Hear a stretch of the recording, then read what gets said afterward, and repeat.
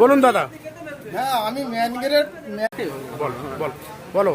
আমি ম্যানগ্রেড গাছ রোপণ নিয়ে কিছু কথা বলছি। আমাদের মাতলা নদী, ক্যানিং নদীর উপরে দুই সাইডই বলছে ম্যানগ্রেড রোপণ করা হচ্ছে। এতে পরিবেশে রক্ষা করার জন্য ঝড় এবং বৃষ্টি ঝড়ঝাপটা ঠেকানোর জন্য গাছ রোপণ করা ভালো।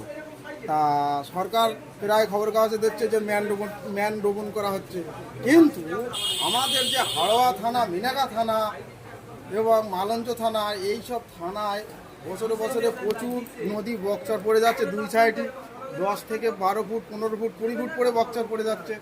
এবং সেই সব বক্সরগুলো যদি সরকার, পশ্চিমবঙ্গ সরকার এবং আমাদের পশ্চিমবঙ্গের বনমন্ত্রী তিনি যদি ম্যানগ্রেড গাছ লাগিয়ে দেয়, কিন্তু খুব সুন্দর হবে দুই সাইডের গাছপালা এবং পরিবেশও ভালো থাকবে।